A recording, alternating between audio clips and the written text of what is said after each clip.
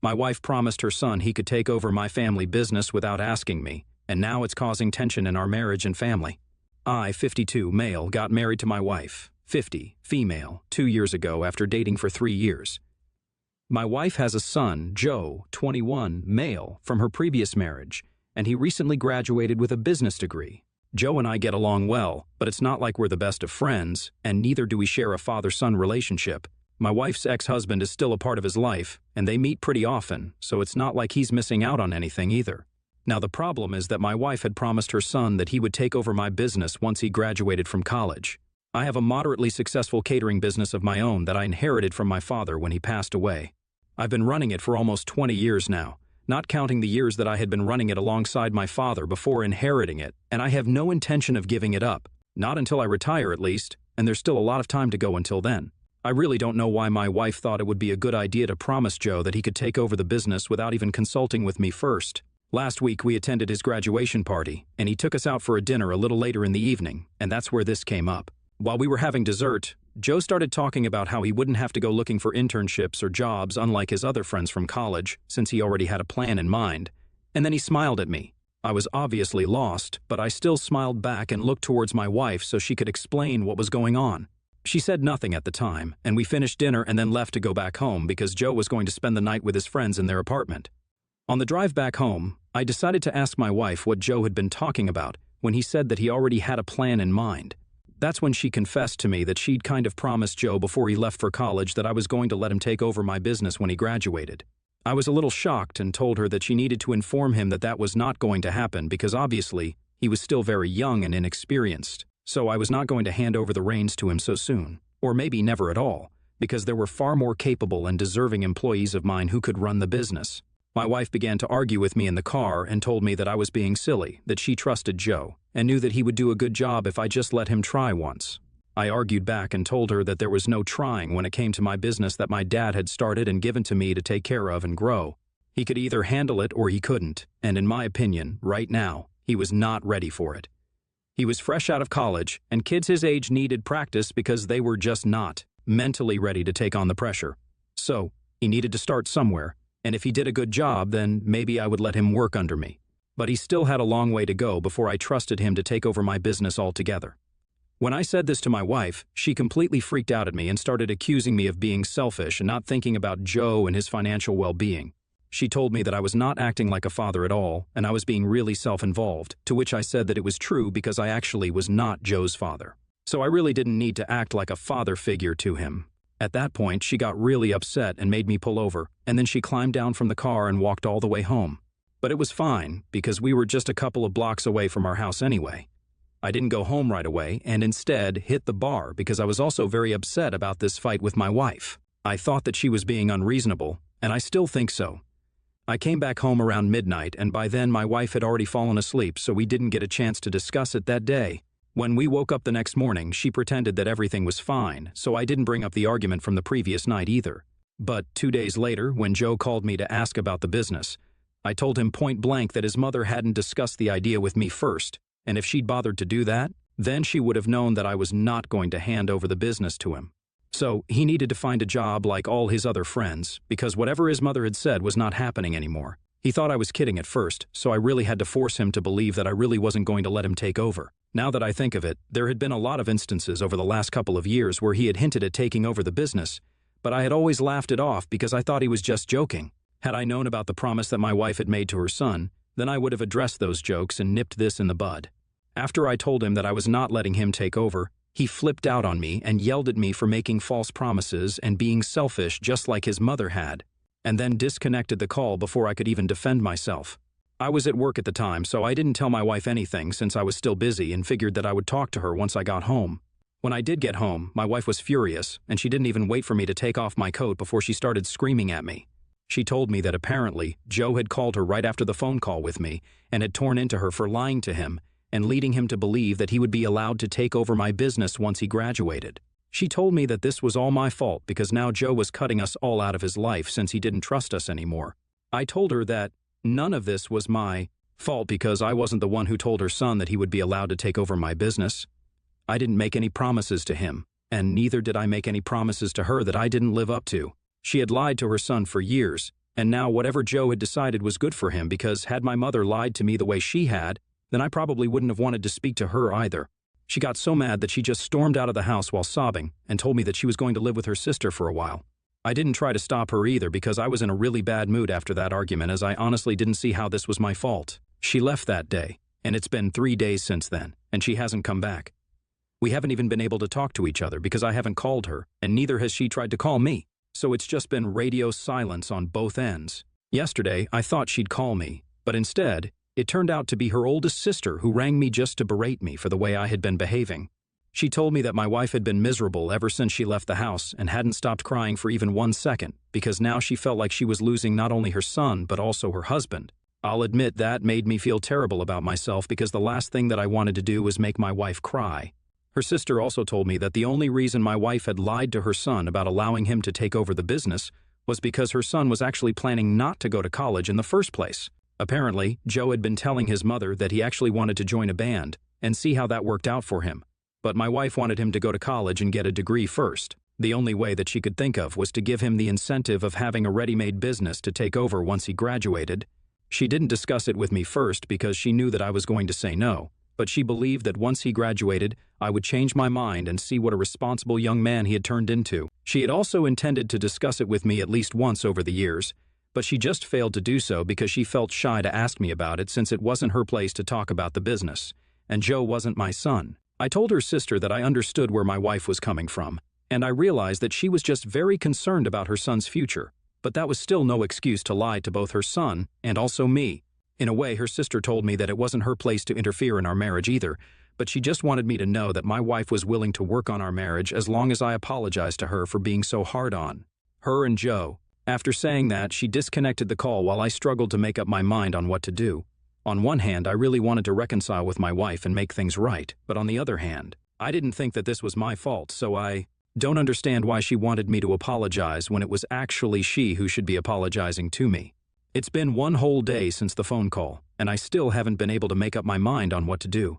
Tia for telling my stepson that I was not going to let him take over my business after my wife had promised him without asking me first? Update 1. So, I decided not to apologize to my wife. After I read the comments here, I realized that I really wasn't in the wrong. If my wife wanted to convince her son to attend college, then there were several more clever and effective ways than just straight up lying to him about something that even she knew was not going to be possible. And even after that, she still had the chance to fix it by talking to me at least once. But she didn't even do that and decided to spring it on me after he had already graduated. So now, if she wants to make this marriage work, she's going to have to be the one who sucks it up and apologizes to me. It's been close to a week since she left, and there's still no word from her. I have no idea what's going on in her head and what she plans to do in the future. But one thing's for sure, I am not going back to her begging for forgiveness like all the other times. She is the one who created this mess, so she's going to have to be the one who cleans it up. But thank you guys for all the advice and help. It actually helped me clear my head a little because she always does this, she screws up, and then I'm always the one who has to go running after her just so that we can be together. Well, that might have worked for her before, but this time I'm putting my foot down. I cannot constantly be the one chasing after her and putting all the effort into making our marriage work. Update 2. It's been almost 2 weeks since my wife left, and we haven't been talking. I almost contacted a lawyer today because I didn't think she would come back anytime soon, but thankfully she came back today at noon. She hasn't said much to me yet, but she has said that she's sorry for the way she behaved. That's good enough for me for now. I don't know what's going to happen with her and her son, though. If we are to go by how sad she seems, I don't think that she's fixed her fight with her son yet. To be honest, I don't even think I can call it a fight per se, because what really happened was that she lied to her son, and now that the truth has come out, he's refusing to speak to her. I hate to be the one to say it, but I really don't think that he did anything wrong here. She has apologized to me, but like I said, she's still very upset and isn't talking to me like she used to before. She's been very quiet around the house even though she's back. Joe has blocked me. I don't know if he has blocked his mother as well, but if he has, then that would explain why she's acting this way since she can't even reach out to him right now, even to apologize to him. If she talks to me or asks me for advice, then I'll probably tell her to try and contact some of his friends to pass a message on to him. It'll be kind of embarrassing for her, but at least she'll have a way to speak to him. I don't even know what his father has to say about any of this because my wife hasn't talked to me about any of this yet. I'm kind of curious to know what everyone else thinks of her plan to get Joe to attend college. I mean, it succeeded. Joe did complete college and graduated, but now he's not even talking to her, so I would say it kind of backfired. It's really saddening because I know how much she loves her son and how it was so important for her that her son goes to college, but now it's just all a total mess, and she has nobody but herself to blame. Update 3. It's been 2 days since my wife came back to me, and she'd been really weird and quiet the past 2 days. But today we finally had to talk about everything that had happened since the graduation. Once again, she told me that she was sorry for talking to Joe without even asking me first if I was okay with that promise. I said that it was okay and thought that that would be it. But instead, she just started crying and had a total breakdown while we were talking, and I was quite taken aback. As soon as she started crying, I hugged her and tried to comfort her, but there was just no consoling her. She went on crying for almost an hour, and she kept mumbling about how she was so sorry for disappointing everybody in her family and that she wished she was a better wife or a better mother. But unfortunately, she'd failed at both. It was concerning how badly she had broken down, and I felt awful for not checking up on her when she was at her sister's house because clearly she had been going through a lot. I know it was her own fault, but she still is my wife, and I should have tried to at least make things better. After almost an hour, when she finally stopped crying, I asked her if there was anything that I could do to make her feel better. She told me that she really just only wanted to talk to Joe right now to make things okay with him. But just as I had suspected, he had blocked her from everywhere, and she didn't have any phone numbers of his friends to get to him. She tried to contact him through his father, her ex-husband, but even he had said that Joe did not want to speak to her and had told her that he was not going to help her out here because she was the one at fault. So she had to figure out her own way to make amends with him. So I told her that I would find a way for her to contact Joe and get to work almost immediately. I did some stalking on social media and found out who were close friends of Joe's. I remembered this one kid who seemed to be really close with him, and I found his account somehow. Once I found him, I sent out a message to him and hoped that he would see it and put us in touch with Joe. We explained everything that had happened, and I just pleaded with the guy to make a phone call and put us in touch with Joe. 1 hour later, my wife received a call from a number that she didn't recognize, and we were positive that it was Joe's friend calling. We answered the call, and thankfully, it was Joe on the other line. I didn't hear the entire conversation, but I could hear my wife's end. She was apologizing profusely, and I almost felt bad for her because I knew how much she loved Joe. They went on arguing for a while. My wife explained why she had done what she had done, and told him that he would really appreciate that he had a college degree later on in life. Then she went on to say that if it was the only way to make him go to college, then she would do it again. She started getting aggravated after a while. I could tell that the conversation was not going the way that my wife had planned because she was getting all red in the face again, and her neck was getting blotchy. So I tried to tell her to hang up and that she could have this discussion later, but they continued talking, and soon enough, it turned into a full-blown shouting match where I could also hear Joe yelling at his mother, and my wife dishing it out just as rudely. I'd never heard my wife speaking to another person this way, so this was a surprise, especially because the person she was speaking to was her own son. She called him a lot of horrible things, and then she ended the call by saying that he was exactly like his father. After she ended the call, she was pretty hysterical and just ranted about how disgusted she was by her son for the next 15 minutes, and I let her because she needed it to get all that negativity out. After she calmed down, I asked her what exactly had happened, and she told me that on the call, Joe had accused her of lying, which she said was true and apologized to him for. But then he told her that she was a terrible mother, and that she had apparently ruined his life by forcing him to waste his years at college when he could have just as well joined a band and made a future for himself as a musician. He told her that she had ruined his dream, and that he never wanted to speak to her again because she was one of the most selfish and heartless people he knew. That is really when my wife snapped because everything she had done up until this point was for the betterment of her son's life. She knew that he would never be able to make it big as a musician because, as harsh as it sounds, he was just never very good at it. And even most of the people that he had been in the band with in high school were now pursuing other things in life. But he was the only fool still chasing after that dream. This is the exact same thing that happened with her ex-husband, where she had told him that she didn't want him to start a new business, especially when the one he'd started before was still failing, and he'd accused her of being unsupportive, which had eventually led to a lot of fights and problems in their marriage, which ended in divorce. That's what she meant when she told Joe that he was exactly like his father. She had told me that she had always tried to look out for her son's best interests and tried to stop him from making bad decisions that would affect his future.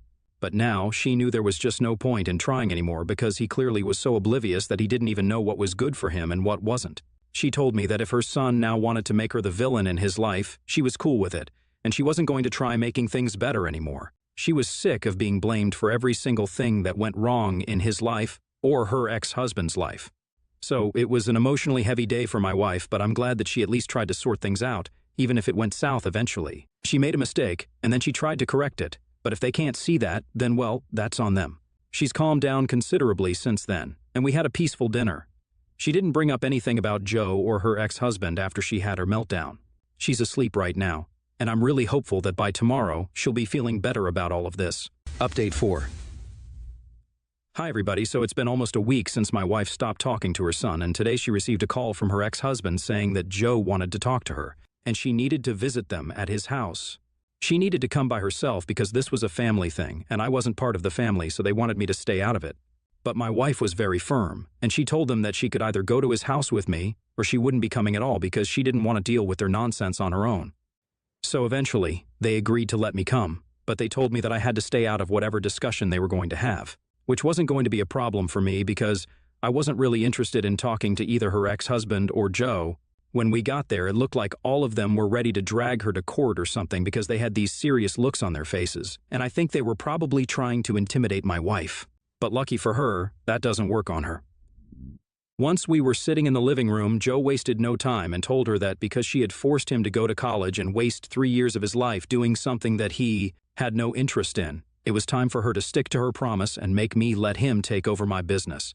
Now, I know that I'd said I wasn't going to interfere, but as soon as he said that, I interjected and asked him if he was crazy because that was obviously never going to happen. Not now, not ever.